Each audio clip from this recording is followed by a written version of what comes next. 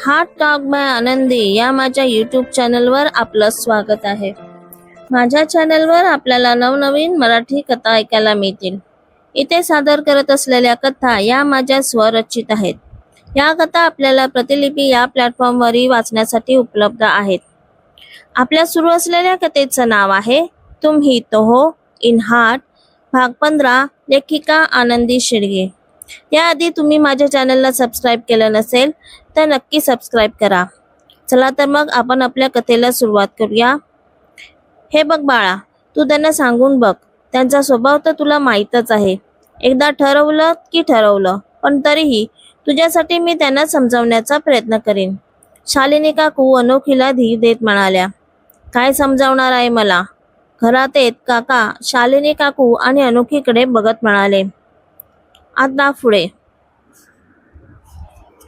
काकांचा आवाज आल्यावर अनोखी आणि शालिनी काकूंनी मागे वळून बघितलं तर काका त्यांच्याकडेच बघत उभे होते. काका, मला तुमच्याशी थोडं बोलायचं होतं, म्हणजे एक विनंती करायची होती, अनोखी म्हणाली. विनंती कसली?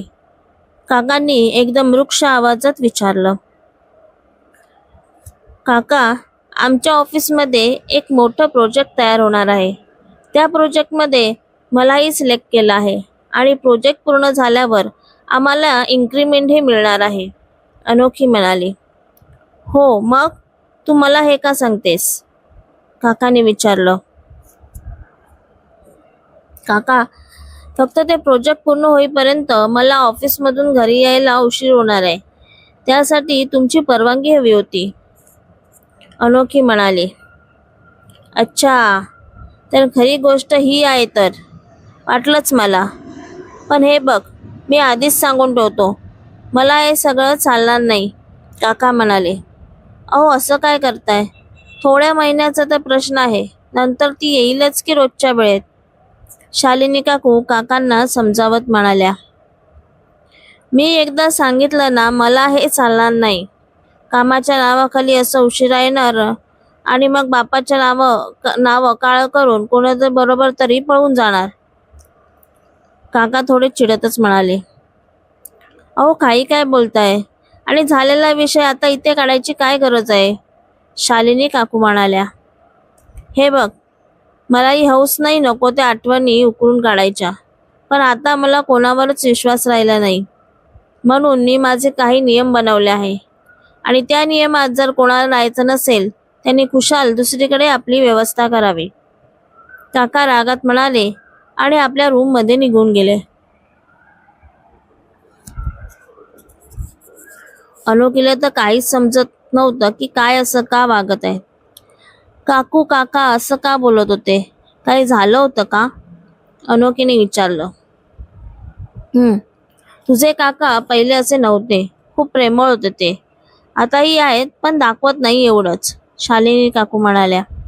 काकू, असं काय झालं होतं की मग काका असे वागतात, अनोखीने विचारलं.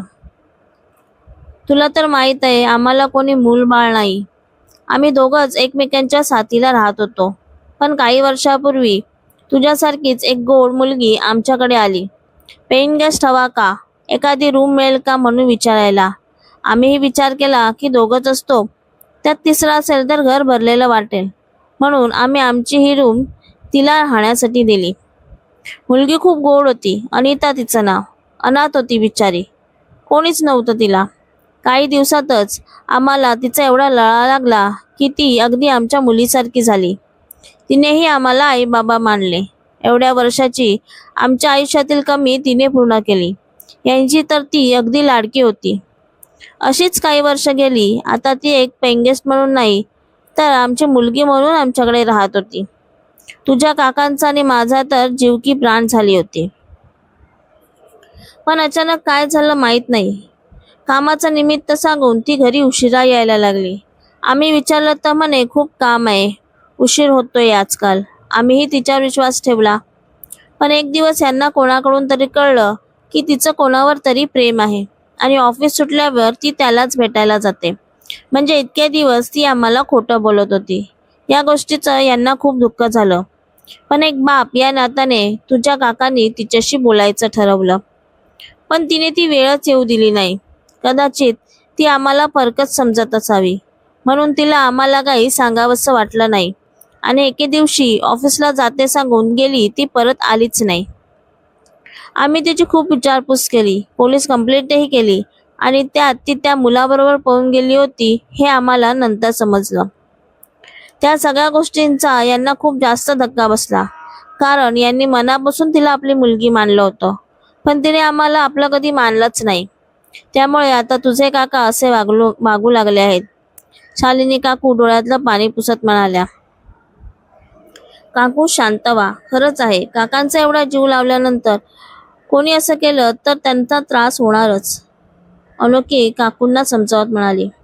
पण बाळा, त्या सगळ्या गोष्टींमुळे ते तुझ्यावर विश्वास ठेवायला तयार नाहीत, त्याचं काय? शालिनी काकू अनोखीच्या काळजीने म्हणाल्या. काकू नका जास्त टेन्शन घेऊ, काहीतरी मार्ग नक्कीच निघेल. पण काकांच्या मनाविरुद्ध असं वागणं मलाही पटत नाही. काकू वाईट वाटून घेऊ नका, पण काका म्हणाले तसं मला माझी कुठेतरी दुसरीकडेच व्यवस्था बघावी लागेल. अनोखी तोंड पाडत म्हणाली. अगं काय बोलतेस तू? तू कुठेही जाणार नाही. मी समजावून सांगेन त्यांना. शालिनी काकू म्हणाल्या. काकू तुम्ही समजावून सांगा, मानले ते चांगलीच गोष्ट आहे, पण मला आता हे सगळं ऐकल्यावर काका कुठे चुकत असतील असं वाटत नाही. अनोखी म्हणाली. बरं तू थांब, मी लगेच आले. असं म्हणून शालिनी काकू काकांना समजावण्यासाठी आतमध्ये गेल्या, पण काका काहीच ऐकण्याच्या मनस्थितीत नव्हते. हे त्यांच्या बाहेर ऐकू येणाऱ्या आवाजावरून स्पष्ट जाणवत होते. काकांचा आवाज ऐकून अनोखी त्यांच्या रूम मध्ये गेली. काका, अनोखी म्हणाली. हे बघ, काही झालं तरी मी माझा नियम मोडणार नाही. काका रागाने म्हणाले. काका नकोच मोडू तुमचा नियम. तुम्ही तुमच्या जागेवर बरोबर आहात. फक्त मला एवढंच सांगायचं होतं की दुसरी रूम मिळेपर्यंत फक्त काही दिवस मला इथे राहण्याची परवानगी द्या. रूम मिळाली की मी लगेच इथून निघून जाईन.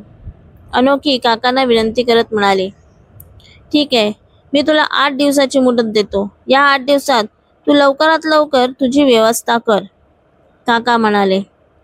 अनोखी खाली मान घालून बाहेर आली आणि आपल्या रूम मध्ये निघून गेली. 8 दिवसात दुसरी रूम शोधायची म्हणजे काही खायचं काम नव्हतं. त्यात उद्यापासून प्रोजेक्टचं कामही चालू होणार होतं.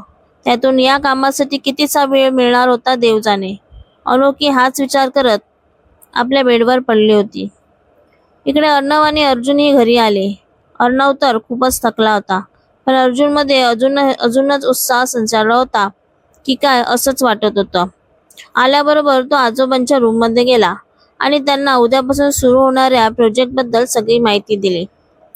गुड अर्जुन, मला विश्वास आहे तू हे प्रोजेक्ट वेळेत आणि उत्तमरित्या पूर्ण करशील. अर्णवला आपल्या बरोबर घेऊन तू खूपच छान काम केलं आहेस.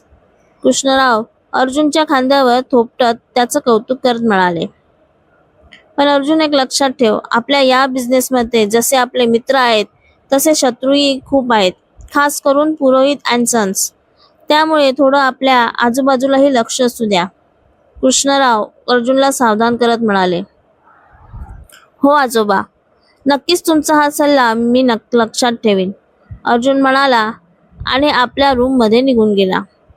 अर्णव खूपच थकला होता, परंतु तो आपल्या आईकडे न जाता आपल्या काकूकडे म्हणजेच शारदाकडे गेला. काकू, आज खूप थकलोय ग, जरा डोक्याला तेल लावून दे ना, तुझ्या हाताने लगेच बरे वाटेल बघ. अर्णव शारदाला म्हणाला. हो रे बाळा, बस लावून देते तेल, शारदा प्रेमाने म्हणाली. अरे वा, मुलाचे लाड चालले आहेत वाटतं, सूर्यकांत आपल्या रूम मध्ये येत म्हणाले. हो मग, माझा मुलगा आहेच लाड करण्यासारखा. दिवसभर काम करून थकला असेल पोर, बरं वाटेल त्याला, शारदा म्हणाली. काकू, पण खरंच सांगतो हा, भाई इज ग्रेट. म्हणजे तो सतत काम करत असतो, पण तो जराही थकत नाही. एवढी एनर्जी कशी काय येते त्याच्यामध्ये काय माहीत. अर्णव अर्जुनची तारीफ करत म्हणाला. हो, तुला जर दिवसभर चित्र काढायला सांगितली तर तू थकशील का? तसं आहे त्याचं. आपल्या आवडीचं काम असेल ना तर त्यात माणूस कधीच थकत नाही, उलट उत्साहाने करतो. शारदा अर्णवच्या डोक्याला तेल लावत म्हणाली, पण काकू, तुला एक गंमत सांगू का? आमच्या ऑफिसमध्ये एक मुलगी आहे, मिस अनोखी. ती ना भाईला खडूस म्हणते आणि भाईलाही हे माहीत आहे. अर्णव हसत म्हणाला, अरे वा, म्हणजे कोणीतरी आहे जे त्याला तोंडावर खडूस बोलणार. खूपच धीट असेल बाई मुलगी, मानलं पाहिजे बाबा तिला. शारदाही हसत म्हणाली. त्यावर अर्णव आणि सूर्यकांतही हसले. वा, इथे चांगल्या गप्पा रंगल्या आहेत तर. मला वाटलं ऑफिसमधून आल्यावर तू मला भेटायला येशील, पण तू तर इथे बसला आहेस. असंही आपल्या आईची कदर आहे कुठे तुला? दीपा त्या तिघांना हसताना बघून कुत्सितपणे म्हणाली, काकू, चल मी जाऊन झोपतो. तू मॉलिश करून दिलं, खूप मस्त वाटते आता. Good night. असं म्हणून अर्णव दीपाला आणि तिच्या बोलण्याला इग्नोर करून सरळ आपल्या रूममध्ये निघून गेला. अर्णवच्या अशा वागण्याने दीपा चरपडली आणि शारदाकडे रागाने बघत पाय आपटत निघून गेली. शारदाला हे काही नवीन नव्हतं. दीपाचा स्वभाव तिला चांगलाच माहीत होता. दुसऱ्या दिवशी सकाळीच लवकरच तयार होऊन अनोखी घरातून बाहेर पडली. लवकरात लवकर घर शोधणं गरजेचं होतं. आजूबाजूला खूप लोकांकडे तिने चौकशी केली, पण काहीच फायदा झाला नाही. शेवटी ती आपल्या नेहमीच्या बस स्टॉपवर येऊन उभी राहिली. तेवढ्यात तिच्या बाजूला प्रसाद येऊन उभा राहिला. हाय अनोखी, आजपासून आपण नवीन प्रोजेक्टवर काम करायचं आहे. मी तर खूप एक्सायटेड आहे.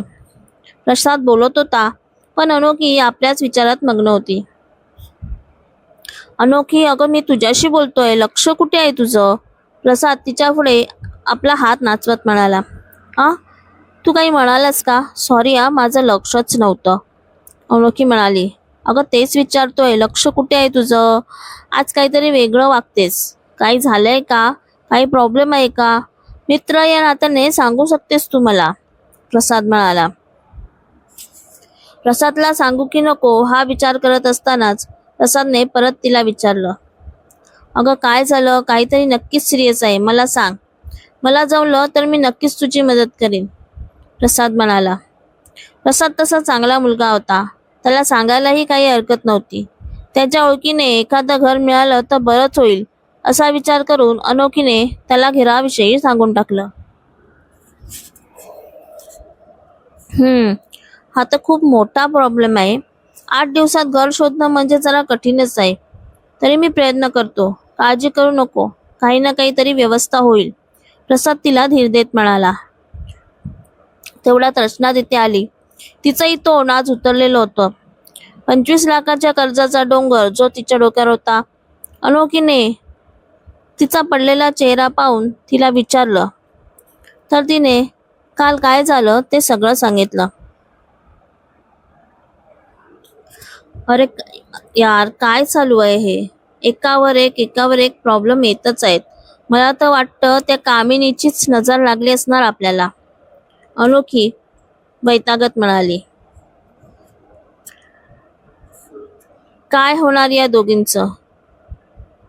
यांचे प्रॉब्लेम्स सॉल्व्ह होणार का? बघू अजून पुढे काय काय घडते.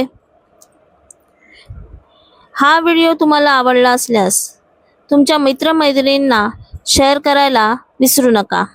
ही कथा तुम्हाला कशी वाटली ते नक्की कमेंटमध्ये सांगा. कथेचा पुढचा भाग ऐकण्यासाठी चॅनलला सबस्क्राईब करा. कथेचे भाग आठवड्याच्या दर सोमवार, गुरुवार आणि शनिवार या दिवशी येतील. भेटूया पुढच्या भागात. धन्यवाद.